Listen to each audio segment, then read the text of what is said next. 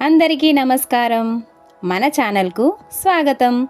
మన జీవితంలో ఎన్నో కష్టాలు వస్తాయి, కానీ ఆ కష్టాలను జయించిన వారే నిజమైన విజేతలు.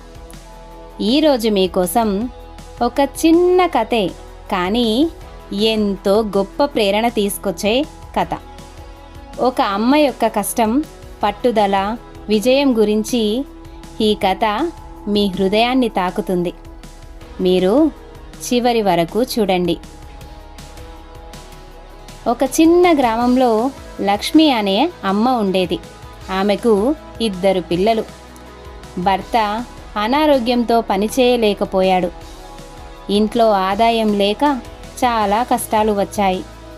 లక్ష్మి చదువు ఎక్కువగా చదవలేదు, కానీ ఆమెకి ఒక గొప్ప నమ్మకం ఉండేది.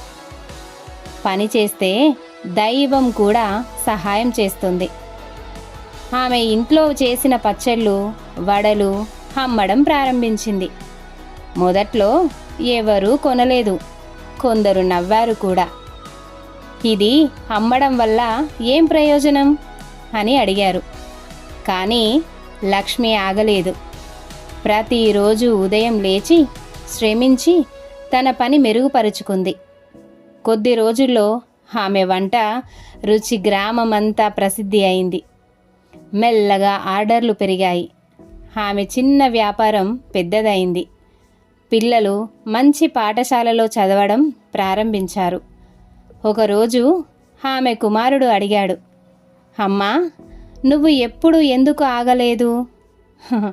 లక్ష్మి నవ్వుతూ చెప్పింది, మన పరిస్థితి కష్టమైనా మన ప్రయత్నం ఆగకూడదు అని. దీనికి మోరల్ ఏంటో తెలుసా?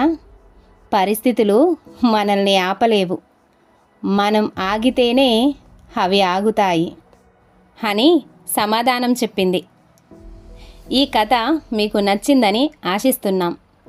మన జీవితంలో పరిస్థితులు ఎలా ఉన్నా మన ప్రయత్నం అస్సలు ఆగకూడదు. ఇదే ఈ కథ మనకు చెప్పే గొప్ప పాఠం. మీకు ఈ వీడియో నచ్చితే లైక్ చేయండి, షేర్ చేయండి, మరియు మా ఛానల్ని తప్పకుండా సబ్స్క్రైబ్ చేయండి. ఇంకా ఇలాంటి మంచి ప్రేరణ కథల కోసం మాతోనే ఉండండి.